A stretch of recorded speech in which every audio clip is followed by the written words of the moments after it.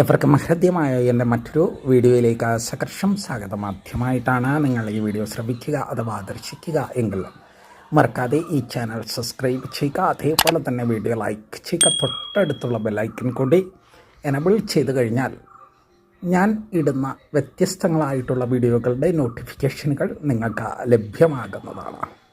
അത് മറക്കാതെ വിശ്വസ്തയോടുകൂടി അനുഷ്ഠിക്കുമെന്നുള്ള ശുഭാപ്തി വിശ്വാസത്തോടുകൂടി പഴമൊഴികൾ, പഴഞ്ചൊല്ലുകൾ, പഞ്ചതന്ത്രം കഥകൾ, ഐതിഹ്യമാലകൾ, അങ്ങനെ ഒട്ടേറെ ഗ്രന്ഥസമുച്ചയങ്ങൾ നമ്മൾക്ക് തന്നിരിക്കുന്ന ആർഷഭാരത സംസ്കാരം. ഇവയൊക്കെ എന്തിനാണ് തന്നിരിക്കുന്നത് എന്ന് നമ്മൾ ശ്രദ്ധിച്ചിട്ടുണ്ടോ? ശ്രദ്ധിച്ചിട്ടില്ല.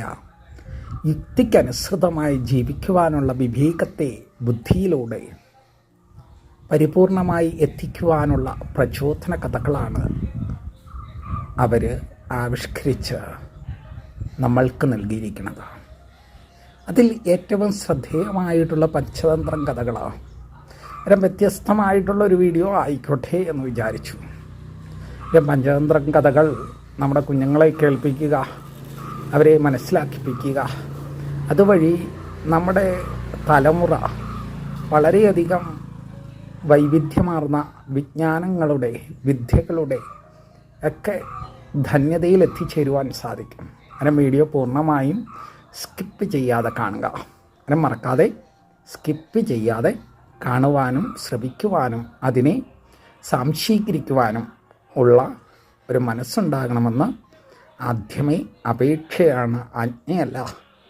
എന്നാൽ നമുക്ക് കഥാഭാവത്തിലേക്ക് അല്ലെങ്കിൽ കഥാഗതിയിലേക്ക് നമുക്ക് ചിരിക്കാം. പാഠലീപുത്രം എന്ന് പറയുന്ന പുരാണപ്രസിദ്ധമായ അതിശ്രേഷ്ഠമായിട്ടുള്ള ഒരു സ്ഥാനഭാവം, ലക്ഷ്മീദേവിയുടെ കടാക്ഷം തിങ്ങി വിളങ്ങി നിറഞ്ഞു നിൽക്കുന്ന ഒരു മഹാരാജ്യമാണ് പാടലീപുത്രം.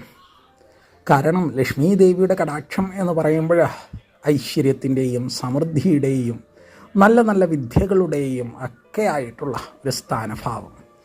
അങ്ങനെയുള്ള രാജ്യത്തിൽ അതീവ ശ്രദ്ധേയനായിട്ടുള്ള ഒരു വിവേകശാലിയായിട്ടുള്ള നൃപൻ സുദർശന മഹാരാജൻ, വളരെ കീർത്തിപരമായിട്ടുള്ള കർമ്മതലങ്ങളിൽ കൂടി വിജയിച്ചു മുന്നേറി വന്നിരിക്കുന്ന സുദർശന മഹാരാജൻ വിവേകത്തിലും വിദ്യയിലും കലയിലും ഈശ്വരചിന്തനത്തിലും അതേപോലെ തന്നെ അതിഥി സേവകളിലും ഗുരു ബ്രാഹ്മണ ശ്രേഷ്ഠമായിട്ടുള്ള പൂജാവിധാനങ്ങളിലുമൊക്കെ അതീവ ശ്രദ്ധേയനായിട്ടുള്ളൊരു വ്യക്തിത്വത്തിനുടമയായിരുന്നു.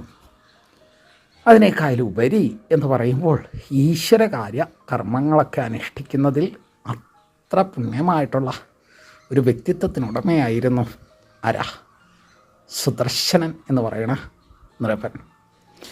സന്തോഷത്തിൻ്റെയും സമാധാനത്തിൻ്റെയും ഒരു ദേശഭാവം.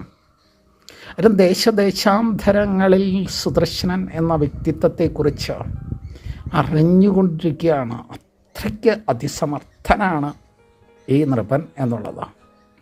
അദ്ദേഹത്തിൻ്റെ വ്യക്തിപരമായി പറയുകയാണെന്നുണ്ടെങ്കിൽ നല്ല നല്ല ആളുകൾ എവിടെ ഇരുന്നാലും അല്ലെങ്കിൽ എത്ര ദൂരെ ഇരുന്നാലും അവരെക്കുറിച്ച് ലോകമെമ്പാടും അറിയും.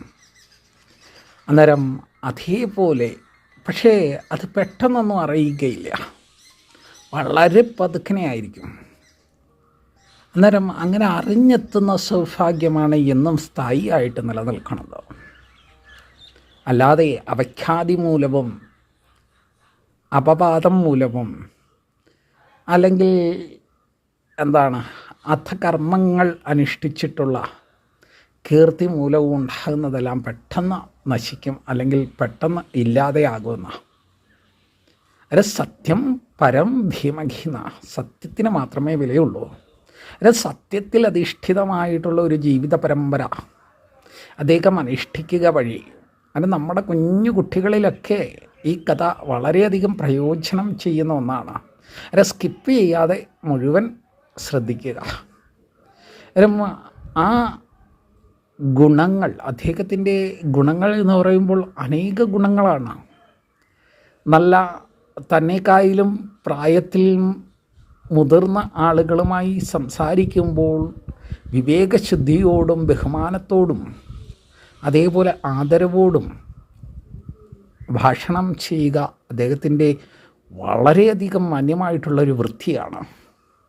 അതേപോലെ ഗുരുക്കന്മാർക്ക് വേണ്ടുന്ന വസ്ത്രങ്ങൾ ദാനം ചെയ്യുക, അതിഥികളെ സ്വീകരിക്കുക, പക്ഷിമൃഗാദികൾക്ക് അന്നവും ജലവും നൽകുക എന്ന് വേണ്ട സാക്ഷാലക്ഷ്മി നടനമാടി നിൽക്കണ പാഠലീപുത്രം. പക്ഷേ ദുർവ്യയം എന്ന് പറയുവാൻ എന്താ, നല്ല ലക്ഷ്മി വാഴുന്ന സ്ഥാനഭാവത്തിൽ അദ്ദേഹത്തിനുണ്ടായ അഷ്ടമപുത്രന്മാർ, 8 പുത്രന്മാർ, 8 മക്കൾ. ഒരു സന്തതി പരമ്പര എന്ന് പറയുന്നത് കുടുംബത്തിൻ്റെ ദൃഢഭാവത്തെ ഉറപ്പിക്കുന്ന ഒന്നാണ്, കുടുംബ ബന്ധത്തെ ഉറപ്പിക്കുന്ന ഒന്നാണ് സന്തതി പരമ്പരയുടെ ശ്രേഷ്ഠത എന്നുള്ളത്. അത് നല്ല സന്തതികൾ ഉളവായാൽ നല്ല കുടുംബം ശ്രദ്ധേയമാകുവാൻ സാധിക്കുമെന്നാണ്. ഇത് സന്തതിയില്ല, നല്ല സന്തതി ഭാവത്തിലുള്ള ഗുണങ്ങളില്ല. അതേപോലെ വരുന്ന സന്തതികൾക്ക് കലാകായിക കർമ്മങ്ങളിൽ പരിപൂർണമായിട്ടുള്ള മനസ്സില്ല. അങ്ങനെയുള്ള കുടുംബം എങ്ങനെ ശ്രദ്ധേയമാകും? ഇതെല്ലാം ഈശ്വര കർമ്മതലങ്ങളിലുള്ള ലോപമാണ് എന്ന് തന്നെ വിശ്വസിച്ചിരുന്ന സുദർശന മഹാരാജൻ സന്യാസ ഋഷീശ്വരന്മാർക്ക് പർണശാലകളും ബ്രാഹ്മണരെ കാലുകഴുകിച്ചൂട്ടും അതേപോലെ തന്നെ അഗതികൾക്ക് വേണ്ടുന്നത്ര ഭക്ഷണവും വസ്ത്രവും വിശ്രമസ്ഥാനഭാവങ്ങളൊക്കെ നൽകി ആദരിച്ചു. അദ്ദേഹത്തിൻ്റെ കീർത്തി നാടങ്ങ് ഇങ്ങനെ പരക്കുകയാണ്. അല്ലെങ്കിൽ ഈ ഒരു സാഹചര്യത്തിലാണ് തനിക്കുണ്ടായ അഷ്ടമപുത്രന്മാർ, 8 പുത്രന്മാർ. പുത്രന്മാരുളവായപ്പോഴും സന്തോഷമായെങ്കിലും അവരുടെ വളർച്ച വന്ന മാത്രയിൽ അദ്ദേഹത്തിൻ്റെ സന്തോഷമെല്ലാം അതിര് കടന്നു. കാരണം എന്താ, താൻ ലാളിച്ച് നല്ല രീതിയിൽ വളർത്തിയ മക്കൾ നല്ല രീതിയിൽ ആകുവാൻ ശ്രമിക്കാതെ കഴിക്കുക ഉറങ്ങുക, കഴിക്കുക ഉറങ്ങുക, അലസത അവരിൽ കടന്നുകൂടുകയാണ്. യഥേഷ്ടം കഴിക്കുവാനും അതേപോലെ ജീവിക്കുവാനും ഒക്കെയുള്ള ഒരു സാഹചര്യം വന്നാൽ നമ്മൾ പോകാത്തത് നമ്മുടെ ക്ഷേത്രങ്ങളിലാണ്, ആചരിക്കാത്തത് നമ്മുടെ ഗുരുക്കന്മാരെയാണ്, ചൊല്ലാത്തത് നമ്മുടെ മന്ത്രങ്ങളാണ് എന്ന് പറയുന്നത് പോലെ ഇവരുടെയും സ്ഥിതിഗതികൾ ഇത് തന്നെയായിരുന്നു. അന്നേരം ഇവരെ ഉത്തമനാക്കണം, അല്ലെങ്കിൽ നല്ല രീതിയിലുള്ള വിദ്യ നൽകണം, നല്ല കലാപരമായിട്ടുള്ള കഴിവുകൾ ഉള്ള ഒരു വിദ്യാ പൂർണ്ണതയിലെത്തിക്കണം എന്ന് അദ്ദേഹത്തിൻ്റെ മനസ്സിങ്ങനെ കിടന്ന് വെമ്പൽ കൊള്ളുകയാണ്. അതിന് ഉത്തമനായിട്ടുള്ള ഒരു ഗുരുനാഥൻ വേണം. ഒരു ഗുരു എന്ന് പറയുമ്പോൾ എങ്ങനെയാകണം? മനസ്സിലെ കളകളാകുന്ന കറകളെ ഇല്ലാതെയാക്കി അതിൽ ജ്ഞാനമാകുന്ന വിത്തിനെ ഏറ്റവും ശ്രദ്ധയോടുകൂടി വളർത്തി പവിത്രമാക്കി മുന്നോട്ട് കൊണ്ടുപോകണം. അങ്ങനെ ഇരിക്കെ പാടലീപുത്രം സന്ദർശിച്ച സോമശർമാവ് എന്ന് പറയുന്ന പണ്ഡിതനായ ഒരു ബ്രാഹ്മണൻ അക്കാലത്ത് ഒരിക്കൽ രാജകൊട്ടാരത്തിൽ വന്നു ചേരുകയാണ്. മഹാരാജാവിൻ്റെ ദുഃഖഹരണം അദ്ദേഹത്തിന് അറിയുവാനിട വന്നു. അന്നേരം അത് കേട്ട സോമശർമ്മൻ രാജാവിൻ്റെ അടുക്കൽ പറഞ്ഞു, അല്ലയോ തിരുമനസ്സേ, അങ്ങ് ഒന്നുകൊണ്ടും പേടിക്കേണ്ട കാര്യമില്ല. 6 മാസങ്ങൾക്കുള്ളിൽ രാജകുമാരന്മാരെ നീതിശാസ്ത്രമെല്ലാം പഠിപ്പിച്ച് ഉത്തമപുത്രന്മാരാക്കി മാറ്റാമെന്ന് സോമശർമാവ് രാജാവിന് വാഗ്ദാനം ചെയ്യുകയാണ്. ഇത് കേട്ട മാത്രയിൽ രാജാവിനുണ്ടായ സന്തോഷത്തിന് അതിരില്ലായിരുന്നു. അത്ര ശാസ്ത്രങ്ങൾക്കെല്ലാം എതിരായിട്ട് ശാസ്ത്രങ്ങളെ ഒന്നും മാനിക്കാതെ ചുമ്മാതെ കഴിച്ചും അതേപോലെ ഉറങ്ങിയും കൂട്ടുകൂടിയും ഇങ്ങനെ വെറുതെ ജീവിതം അവഹേളിച്ച് നടക്കണ കുറേ മക്കളെ എങ്ങനെ നല്ല നീതിശാസ്ത്രബോധത്തിലേക്ക് എത്തുക അല്ലെ എത്തിക്കുക എന്ന ചിന്തയിലാണ്ടിരുന്ന സമയത്താണല്ലോ ഇങ്ങനെയൊരു ഭാഗ്യം തന്നിലേക്ക് എത്തിച്ചേർന്നത് എന്ന് അദ്ദേഹം ചിന്തിക്കുക.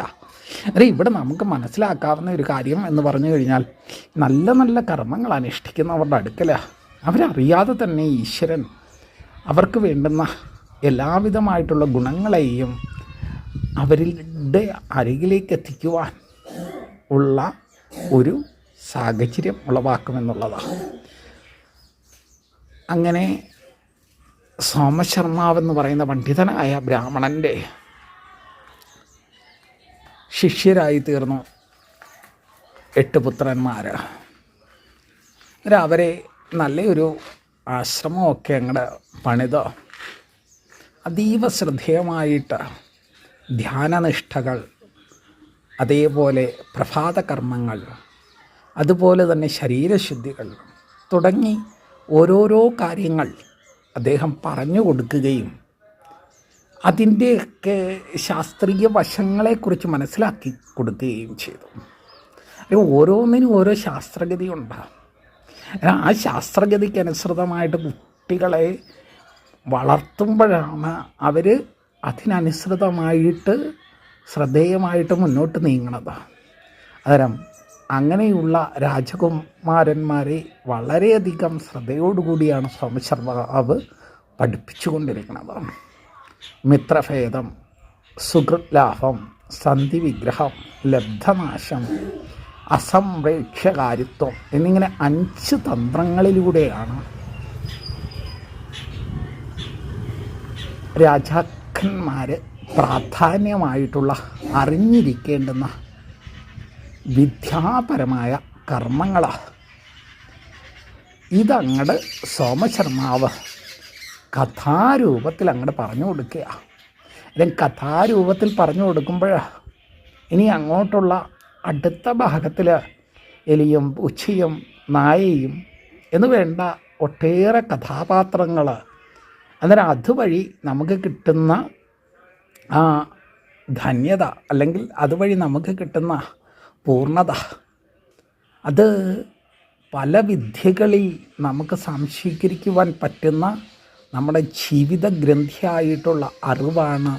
ആ അറിവിനെ മനസ്സിലാക്കുവാൻ ഏവരും പരിപൂർണമായിട്ടും ഈ ചാനൽ സബ്സ്ക്രൈബ് ചെയ്യുകയും അതേപോലെ തന്നെ വരുന്ന വീഡിയോകൾ ലൈക്ക് ചെയ്യുകയും അതേപോലെ മറ്റുള്ളവരിലേക്ക് ഷെയർ ചെയ്ത് സഹകരിക്കണമെന്നും